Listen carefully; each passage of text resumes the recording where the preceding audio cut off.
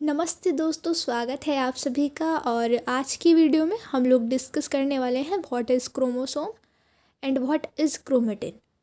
तो आज की वीडियो में यही डिस्कस करेंगे क्रोमेटिन क्या होता है और क्रोमोसोम क्या होता है। और ये लॉन्ग में भी आ सकता है और शॉर्ट में भी आ सकता है। तो एग्ज़ाम के पॉइंट ऑफ व्यू से बहुत ही इम्पॉर्टेंट टॉपिक है, तो रेडी कर लेना। ठीक है, तो स्टार्ट करते हैं। सबसे पहले तो यहाँ पर कुछ बेसिक टर्म हम डिस्कस करेंगे क्रोमोसोम का स्ट्रक्चर समझने से पहले और नोट्स देखने से पहले। तो सबसे पहले यहाँ पर आप एक सेल देख सकते हैं। ये हमारी एक सेल है, इसके अंदर क्या प्रेजेंट है? न्यूक्लियस प्रेजेंट है। अब हमने यहाँ पर एक न्यूक्लियस का स्ट्रक्चर बना दिया है। अब न्यूक्लियस के अंदर क्या प्रेजेंट है? क्रोमेटिन प्रेजेंट है। तो जब हमारी सेल डिवीज़न के टाइम पर आती है, जब सेल डिवाइड करती है अपने आप को, तब क्या होता है? हमारा जो क्रोमेटिन जो सेल के अंदर प्रेजेंट होता है वो होने लगता है कंडेंस्ड। तो वो कंडेंस्ड होना स्टार्ट हो गया। अब कंडेंस्ड क्रोमेटिन जो होता है उसको हम हिंदी में संघनित बोलते हैं। कंडेंस्ड को हम क्या बोलेंगे? संघनित। तो हमारा जो क्रोमेटिन था वो संघनन करना स्टार्ट कर देता है। फिर उसके बाद जो हमारा कंडेंस्ड क्रोमेटिन था वो लेने लगता है शेप किस चीज़ की? क्रोमोसोम्स की।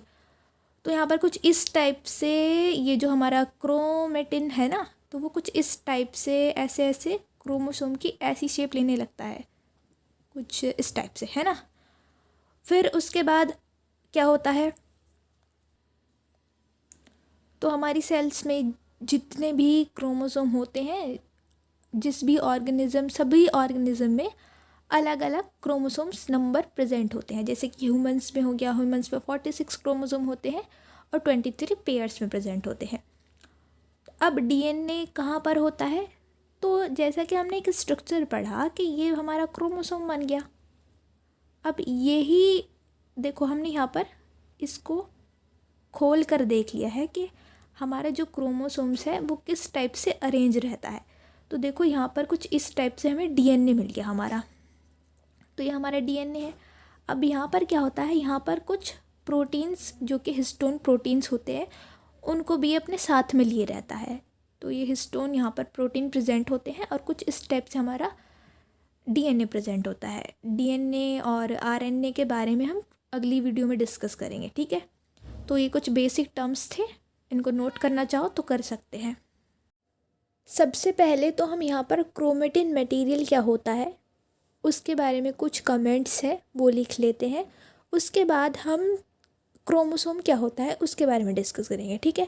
तो सबसे पहले तो यहाँ पर क्रोमेटिन मटेरियल में दिया गया है इसकी खोज किसने की थी? तो इसकी खोज वाल्टर फ्लेमिंग ने की थी। क्रोमेटिन मटेरियल न्यूक्लियस में धागे नुमा संरचना मतलब थ्रेड्स लाइक स्ट्रक्चर होता है, जो कि हमने अभी डिस्कस किया था। क्रोमेटिन डीएनए, आरएनए, प्रोटीन से मिलकर बना होता है। सेल डिवीज़न के टाइम क्रोमेटिन कंडेंस्ड यानी संघनित होकर रॉड लाइक स्ट्रक्चर बनाता है, जिसको हम क्या बोल देते हैं? जिसको हम बोल देते हैं क्रोमोसोम्स। उसके बाद आता है types of chromatin.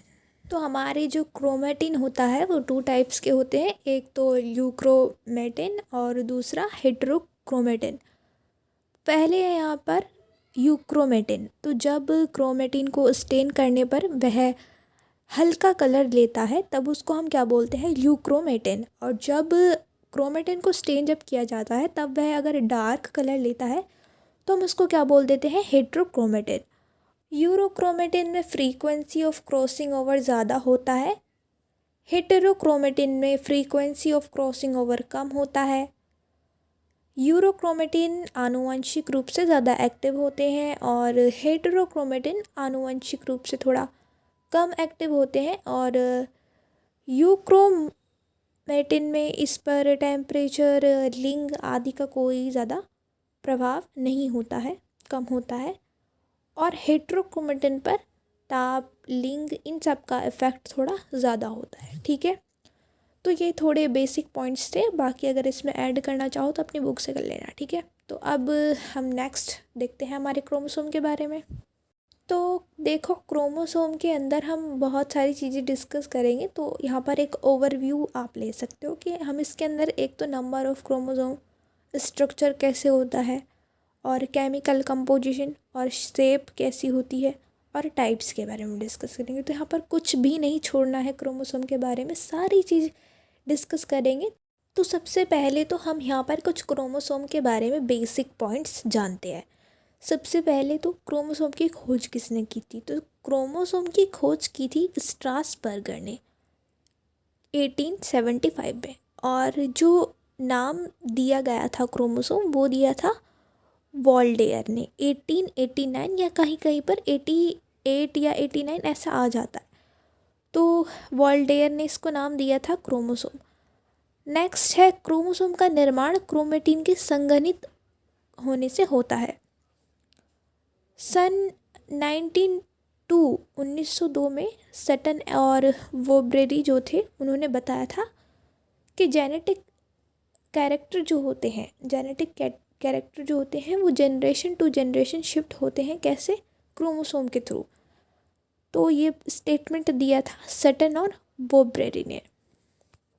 Next point है यहाँ पर, क्रोमोसोम सामान्यतः एक ऐसी प्रोटोप्लाज्मिक यूनिट है जिसकी संख्या निश्चित होती है। क्रोमोसोम का निर्माण डीएनए और प्रोटीन से होता है। तो हमारे जो क्रोमोसोम है उसका निर्माण कैसे हो रहा है? तो क्रोमोसोम का फॉर्मेशन होता है क्रोमेटिन के द्वारा। तो पहले जो क्रोमेटिन होता है वो कंडेंस्ड होता है, उसके बाद वो फॉर्म ले लेता है किसकी? क्रोमोसोम की। अब क्या होता है, अब जैसे कि ह्यूमंस है तो सबको पता होता है कि ह्यूमंस हमारे अंदर कितने क्रोमोसोम होते हैं? 46 क्रोमोसोम होते हैं, 23 पेयर्स में होते हैं, मतलब टोटल मिलाकर 46 और 23 जोड़ी होते हैं। तो ऐसे ही हर एक ऑर्गेनिज्म, हर एक जीव के अंदर एक ऐसी चीज़ जो कि निश्चित होती है वो है हमारी क्रोमोसोम नंबर। तो हर एक जीव के अंदर अलग अलग संख्या जो है निश्चित है कि हर एक ऑर्गेनिज्म में कितने कितने क्रोमोसोम्स पाए जाते हैं। तो उसके बाद हम नेक्स्ट पॉइंट चलते हैं, नंबर ऑफ़ क्रोमोसोम्स। तो ये बहुत ही इम्पॉर्टेंट टॉपिक है, सिर्फ इसमें लिख कर नहीं आना है, ये बहुत ही एग्ज़ाम्स में पूछा जाता है, तो बहुत इम्पॉर्टेंट है ये। सबसे पहला पॉइंट है यहाँ पर, किसी भी जाति यानी स्पीसीज़ में सभी जीवों ऑर्गेनिज्म में क्रोमोसोम्स की संख्या एक समान होती है, लेकिन अलग अलग स्पीसीज़ के ऑर्गेनिज्म में इनकी संख्या अलग अलग होती है। सोमैटिक सेल्स में क्रोमोसोम की संख्या 46 होती है और जर्म सेल्स में 23 हो जाती है। तो ये जो प्रोसेस है 46 और 23, ये सारा मियोसिस डिवीज़न में अच्छे से समझ में आ जाता है। उसके बाद आता है यहाँ पर कुछ इम्पॉर्टेंट चीज़, जो कि सबसे ज़्यादा क्रोमोसोम, ऐसा कौन सा जीव है जिसके अंदर सबसे ज़्यादा क्रोमोसोम पाए जाते हैं और सबसे कम किसके अंदर पाए जाते हैं? तो प्लांट्स के अंदर अगर हम देखें तो प्लांट्स में सबसे कम क्रोमोसोम नंबर पाए जाते हैं हेप्लोपेपस ग्रेसिलस, और सबसे ज़्यादा जो पाए जाते हैं उसका नाम है ओफियोग्लॉसम रेटिकुलेटम। तो ये एक टेरिडोफाइटा है जिसके अंदर सबसे ज़्यादा क्रोमोसोम नंबर पाए जाते हैं। तो ये थी प्लांट्स की बात। अब एनिमल्स में ऐसा कौन सा ऑर्गेनिज्म जीव है जिसके अंदर सबसे कम पाए जाते हैं क्रोमोसोम नंबर और सबसे ज़्यादा पाए जाते हैं? तो सबसे कम जो क्रोमोसोम नंबर है वो पाए जाते हैं एस्कैरिस मेगालेसिफेला, और सबसे ज़्यादा जो पाए जाते हैं उसका नाम है एटलस ब्लू बटरफ्लाई। तो बटरफ्लाई के अंदर बहुत सारे क्रोमोसोम नंबर पाए जाते हैं एनिमल्स के अंदर। उसके बाद भी कुछ और ऐसे ऑर्गेनिज्म हैं जो कि इम्पॉर्टेंट है, तो उन्हें भी आप नोट डाउन कर सकते हो, जिसमें आपका आता है हेप्लोपेपस ग्रेसिलस और इफियोग्लोसम रेटिकुलेटम और एस्कैरिस मेगालेसिफेला और बटरफ्लाई और मटर का जो पौधा होता है और होमो सेपियंस यानी कि हम, और व्हीट गेहूँ जिसको ट्रिटिक्यूम और एस्टिवियम, ड्रोसोफ्ले फ्लाई और गोरिल्ला और चिंपैंजी, माउस, हाउस फ्लाई। तो ये सारे जो दिए गए हैं ये बहुत ही इम्पॉर्टेंट है। और यहाँ पर n का मतलब नंबर ऑफ़ क्रोमोसोम है। यहाँ पर नंबर ऑफ़ क्रोमोसोम दिए गए हैं इन सभी ऑर्गेनिज्म के, और अगर इनको हम डिवाइड कर देते हैं 2 से तो यहाँ पर ये पेयर्स में आ जाएंगे। ठीक है, यहाँ पर जैसे एग्जांपल ले लेते हैं कि यहाँ पर होमो सेपियंस दिए गए हैं, तो होमो सेपियंस में यहाँ पर 46 क्रोमोसोम दिए गए हैं। अब ये 23 में हाफ़ कर देंगे तो इनका 23 यानी पेयर्स में आ जाएंगे। उसके बाद स्ट्रक्चर देखते हैं कि यहाँ पर स्ट्रक्चर किस टाइप से होता है क्रोमोसोम का। स्ट्रक्चर में हम सबसे पहला पॉइंट लिख सकते हैं कि प्रत्येक क्रोमोसोम में जेली के समान एक गाढ़ा लिक्विड होता है जिसको हम क्या बोलते हैं, मैट्रिक्स बोलते हैं। इसी मैट्रिक्स में दो परस्पर लिपटे महीन और कुंडलित क्रोमोन्यूमेटा होते हैं। प्रत्येक क्रोमोन्यूमेटा एक अर्ध गुणसूत्र यानी कि क्रोमैटिड्स कहलाता है और ये दोनों क्रोमैटिड्स गुणसूत्र बिंदु यानी सेंट्रोमेयर नामक स्थान पर एक दूसरे से जुड़े होते हैं। तो यहाँ पर आप स्ट्रक्चर देख सकते हैं कि यहाँ पर किस टाइप से यहाँ पर मैट्रिक्स होता है और हमारा जो क्रोमैटिड्स होते हैं वो किस टाइप से होते हैं और जो हमारा सेंट्रोमेयर होता है वो किस टाइप से होता है, जहाँ पर क्रोमैटिड्स आपस में जुड़े होते हैं। अभी यहाँ पर क्रोमोसोम के स्ट्रक्चर में कई सारे पार्ट्स होते हैं, उनके बारे में जान लेते हैं। यहाँ पर क्रोमैटिड होता है और क्रोमोन्यूमेटा होता है, क्रोमोमेयर होता है, सेंट्रोमेयर होता है, काइनेटोकोर होता है, सेकेंडरी कॉन्स्ट्रिक्शन होता है, इससे पहले प्राइमरी कॉन्स्ट्रिक्शन भी होता है और सैटेलाइट क्रोमोसोम होता है। तो बहुत सारे पार्ट्स होते हैं इसके अंदर, तो एक एक करके डिस्कस करते हैं। तो यहाँ पर सबसे पहला आता है हमारा क्रोमैटिड। सेल डिवीज़न के मेटाफेज में क्रोमैटिड एक ही सेंट्रोमेयर से जुड़े रहते हैं, लेकिन एनाफेज में सेंट्रोमेयर का डिवीज़न हो जाता है और दोनों क्रोमैटिड अलग अलग हो जाते हैं। मतलब यहाँ पर देखो साइड में मैंने डायग्राम बनाया हुआ है, मेटाफेज में कैसी स्टेज रहती है और एनाफेज में कैसा हो जाता है। यहाँ पर मेटाफेज में आप लोग देखो कि यहाँ पर एक ही सेंट्रोमेयर है, जो बीच में होता है वो सेंट्रोमेयर है। यहाँ पर एक ही सेंट्रोमेयर है और यहाँ पर दो क्रोमैटिड्स कनेक्ट है एक सेंट्रोमेयर से। लेकिन एनाफेज में क्या हो जाता है, एनाफेज में जब ये आते हैं तो एनाफेज में ये जो सेंट्रोमेयर था ना, जिससे हमारे दो क्रोमैटिड्स कनेक्ट थे, अब ये जो सेंट्रोमेयर है उसका डिवीज़न हो जाता है, तो वो भी दो हो जाएंगे भाई। अब जब ये दो हो जाएंगे तो ये फिर अलग अलग हो जाएंगे अपने अपने क्रोमैटिड्स को लेकर। तो यहाँ पर मेटाफेज में कुछ ऐसी स्टेज होती है और एनाफेज में कुछ ऐसा होता है। उसके बाद आता है हमारा क्रोमोन्यूमेटा। इंटरफेज में क्रोमोसोम अत्यधिक कुंडली कोइल्ड अवस्था में दिखाई देते हैं, तब इन्हें हम क्या बोलते हैं, क्रोमोन्यूमेटा। उसके बाद क्या आती है, उसके बाद आता है हमारा क्रोमोमेयर। तो क्रोमोन्यूमेटा पर बिंदु के जैसी अत्यधिक कुंडली यानी कोइल्ड संरचनाएं दिखाई देती हैं, जिनको हम क्या बोलते हैं, क्रोमोमेयर। इसके बाद आता है हमारा सेंट्रोमेयर। क्रोमोसोम की लंबाई में एक स्थान पर यह थोड़ा संकरा यानी नैरो, कम चौड़ा जिसे हम बोल सकते हैं, पार्ट होता है। इसे प्राइमरी कॉन्स्ट्रिक्शन भी कहते हैं। तो यहाँ पर एक प्राइमरी कॉन्स्ट्रिक्शन होता है और दूसरा यहाँ पर आता है हमारा सेकेंडरी कॉन्स्ट्रिक्शन, ठीक है। तो उसके बाद आता है हमारा काइनेटोकोर। तो सेंट्रोमेयर पर पाए जाने वाले प्रोटीन को काइनेटोकोर कहते हैं। सेल डिवीज़न के टाइम पर स्पिंडल फाइबर जो होते हैं वो काइनेटोकोर से जुड़े होते हैं। उसके बाद आता है हमारा सेकेंडरी कॉन्स्ट्रिक्शन, ये कुछ क्रोमोसोम में होता है।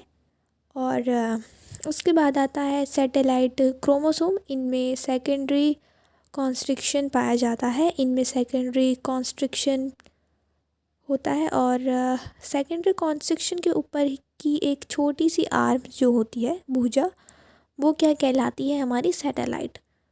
और लास्ट है हमारा टीलोमेयर।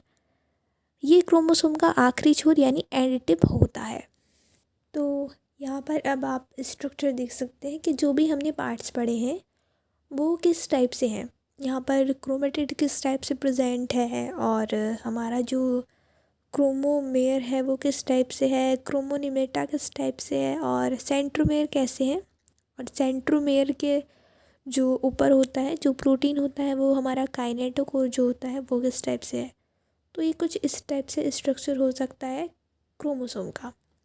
लास्ट में आप यहाँ पर एक डायग्राम देख सकते हो। अभी यहाँ पर देखो ये ह्यूमंस के कितने क्रोमोसोम है, 46। यहाँ पर ये 46 क्रोमोसोम दिखाए गए हैं।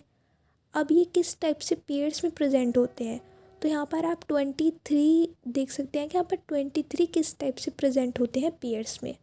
तो आज की वीडियो में हमने सिर्फ नंबर ऑफ़ क्रोमोसोम और स्ट्रक्चर किस टाइप से होता है उसके बारे में डिस्कस किया। नेक्स्ट पार्ट में हम शेप ऑफ क्रोमोसोम और टाइप्स ऑफ क्रोमोसोम डिस्कस करेंगे। तो नेक्स्ट वीडियो जल्दी ही आएगा। तो आज की वीडियो में बस इतना ही, मिलेंगे नेक्स्ट वीडियो में, तब तक के लिए बाय बाय।